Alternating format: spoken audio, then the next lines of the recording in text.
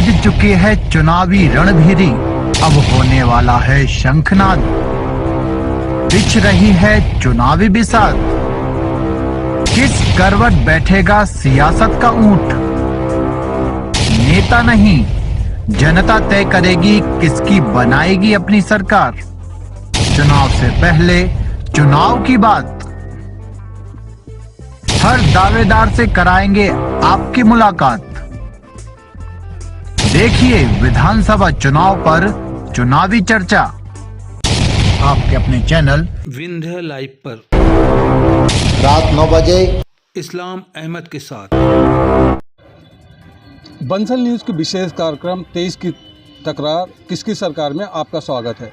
मैं हूं इस्लाम अहमद मैहर से। मैहर में विगत कई वर्षों से कांग्रेस का विधायक रहता था, लेकिन 2009 में पहली बार भाजपा का इधर से खाता खुला था और 2016 के उपचुनाव और 2018 के चुनाव में भाजपा का विधायक मैहर से चुना गया। लेकिन फिर भी मैहर में अपार संभावनाएं हैं विकास की।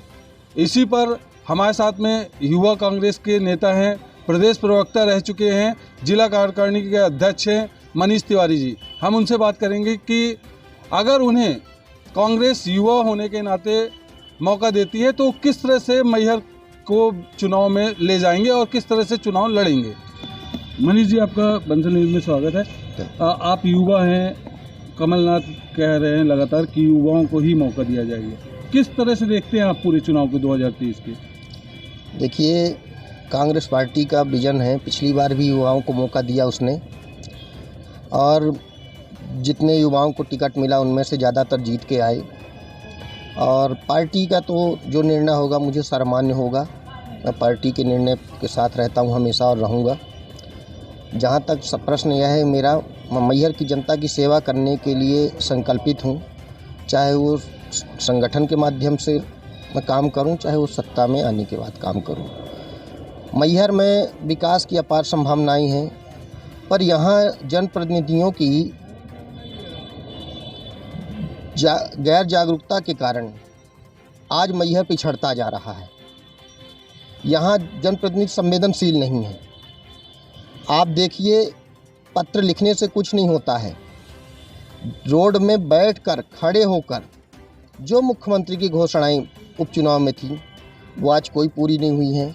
मैहर में स्मार्ट सिटी के नाम पर इतना पैसा आया, आज भी यहाँ की रोडें पूरी खस्ता हाल हैं। हम लोगों को अभी सब्जी मंडी रोड के बनने के लिए व्यापारियों परेशानियों को देखते हुए अनशन में रोड में बैठना पड़ा, तब जाके रोड बनी यहाँ की। और इसी तरह पूरे शहरों में गड्ढे खोद दिए गए हैं। एक बार फुटपाथ बनाया जाता है, दोबारा उसी को तोड़ करके फिर उसी में काम लगा दिया जाता है। ये भ्रष्टाचार का एक अड्डा है जो जनता का और टैक्स का पैसा है। यहाँ के जनप्रतिनिधियों को ज़मीन स्तर में रह कर के जिस तरह से मैहर की जनता के साथ में न्याय करना चाहिए, काम करना चाहिए, वो नहीं करके दिखावा सिर्फ किया जाता है। विकास के नाम पर लोगों द्वारा दल बदले जाते हैं। इस दल से उस दल में आए दिन जो लोग चुनाव लड़ते हैं, जो हार गया वो भी बदल रहा है, जो जीत गया वो भी बदल रहा है। लोग यहाँ पर दल बदल के इस तरह के काम कर रहे हैं। जो मूलभूत सुविधाएं हैं वो कुछ नहीं है आज मैहर में। मैहर में मूलभूत सुविधाएं नहीं हैं। मैहर एक तरह से सीमेंट हब है। इधर पे युवा रोजगार के लिए क्या प्रयास किए गए हैं और अगर आपको मौका मिलता है तो आप क्या प्रयास करेंगे? देखिए, युवाओं का रोजगार सबसे महत्वपूर्ण बिंदु है। हमें रोजगार देना हमारा पहला संकल्प होगा। आज जो वर्तमान अभी इन नेताओं के द्वारा स्थिति बना दी गई है, तो प्लांटों में अप्रेंटिस नहीं करवाते हैं। उसी में अगर लोगों को कम से कम 3 प्लांट है, एक नादन सर्किल में केजीएस पड़ जाता है, अल्ट्राटेक पड़ जाता है, बदेरा सर्किल में एमपी बिरला का, अमदरा सर्किल में। अगर इन प्लांटों में हम अगर अप्रेंटिस ही मैहर के लोगों को प्लांट करवाने लगें तो कुछ बेरोजगारी कम हो। लेकिन आज मैहर में लोगों को, युवा बेरोजगार जो पढ़े लिखे, उनको अप्रेंटिस तक के लिए मोहताज हैं। तो मेरा तो संकल्प होगा कि अगर मैहर की जनता ने मौका दिया सेवा करने का तो युवा बेरोजगारी को दूर करना। बरगी नहर का पानी जो इतने समय से लंबित है, जो बातों में चल रहा है, भाषणों में चल रहा है, बरगी नहर का पानी लाना मैहर में। और किसानों के साथ में जिस तरह से कालाबाजारी खाद्यान्न की इन और इस चीज़ों की होती है, ये ऐसे मुद्दे हैं जो जनता के हित में होनी चाहिए। जैसे कि आप लगातार क्षेत्र में घूमते हैं और क्षेत्र में घूमते घूमते आपने विगत कुछ समय पहले एसडीएम को एक ज्ञापन सौंपा था कि खाद्यान्न वितरण नहीं हो रहा, क्या पूरी समस्या थी? देखिए, आज गांव में आप जाइए, एक एक दो दो माह का खाद्यान्न जो खाद्यान्न वितरक है उनके द्वारा दबा लिया गया है। शक्कर तो बिल्कुल नहीं दी जा रही है कई माह से, और राशन कार्ड में चावल दे करके गेहूं भी दर्ज किया जाता है। ये इतने बड़े भ्रष्टाचार हैं। हम लोग ज्ञापन दे रहे हैं, मांग कर रहे हैं जांच के लिए, लेकिन कहीं भी कोई ऐसा, ये अधिकारियों का, भारतीय जनता पार्टी के इस शासन में इतना भ्रष्टाचार है, अधिकारी मस्त हैं, लूट खसोट है, कोई सुनने वाला नहीं है। इसका इंसाफ तो जनता 23 में करेगी। जनता सब देख रही है कि भारतीय जनता पार्टी के जो सत्ताधारी नेता हैं, जनप्रतिनिधि यहाँ के, इन लोगों के संरक्षण में ये सब लूट खसोट चालू है जनता के साथ। कमलनाथ हमेशा से कहते आ रहे थे कि किसानों के हक की बात करेंगे, बिजली बिल माफ़ करेंगे, किसानों को और सुविधा देंगे। अब आगे का जो 2023 का चुनाव देखा जा रहा है, वो किस स्तर में देखा जा रहा है और उसमें क्या क्या उसमें रहेगा घोषणा पत्र में? देखिए, मुख्य बिंदु तो आपने जो बोला किसानों का, ये कांग्रेस सरकार ने पिछली बार भी जैसे आई थी, पहले चरण दूसरे चरण किया, और इन खरीद फरोख्त के कारण देश प्रदेश के लोगों का हित नहीं कर पाए, कमलनाथ सरकार गिरा दी। पहला मुद्दा रहेगा किसानों का। बिजली का हम जैसे 100 रुपये 100 यूनिट था, इस बार हमारी सरकार उससे भी बेहतर और क्या हो ये करने का प्रयास करेगी।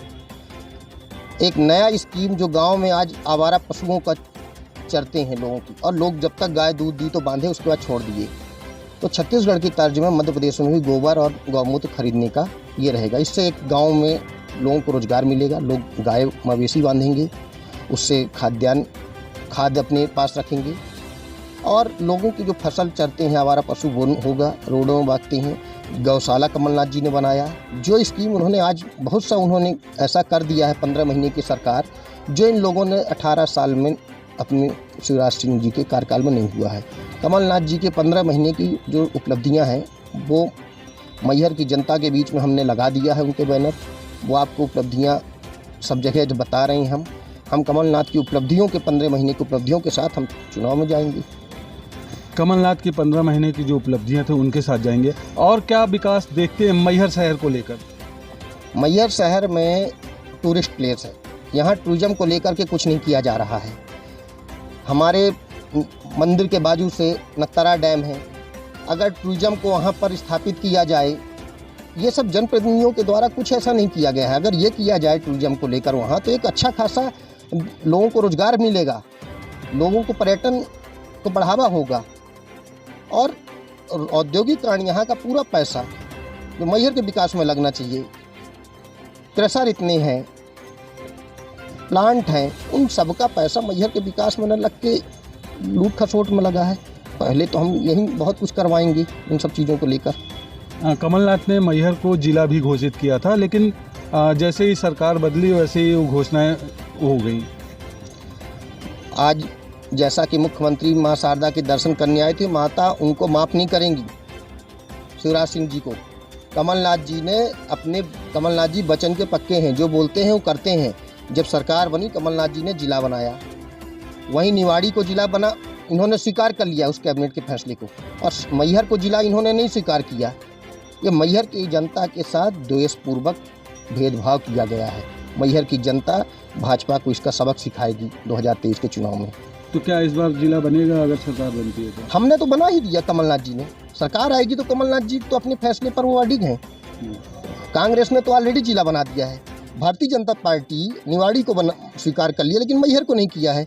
मैहर को तो जिला ऑलरेडी कमलनाथ जी बना चुके हैं। सरकार आएगी तो उसको वो लागू करवा करके, और जो भी एसडीएम कलेक्टर एसपी बैठा करके जिला चालू कर देंगे कमलनाथ जी। तो ये थे मनीष तिवारी जी, जो बता रहे थे कि मैहर में विकास की अपार संभावनाएं हैं, लेकिन इधर पे लगातार वहीं 15 महीने के कांग्रेस शासन को लेकर चुनाव में भी जाएंगे, और मैहर की जो विकास की गाथा लिखी जानी थी वो अधूरी रह गई है। अब कमलनाथ की सरकार जब 2023 में आएगी तो मैहर के विकास की गाथा लिखी जाएगी। कैमरा पर्सन के साथ इस्लाम अहमद, बंसल न्यूज़, मैहर। बज चुकी है चुनावी रणभेरी, अब होने वाला है शंखनाद। बिछ रही है चुनावी बिसात, किस करवट बैठेगा सियासत का ऊंट। नेता नहीं, जनता तय करेगी किसकी बनाएगी अपनी सरकार। चुनाव से पहले चुनाव की बात, हर दावेदार से कराएंगे आपकी मुलाकात। देखिए विधानसभा चुनाव पर चुनावी चर्चा, आपके अपने चैनल विंध्य लाइव पर रात 9 बजे इस्लाम अहमद के साथ।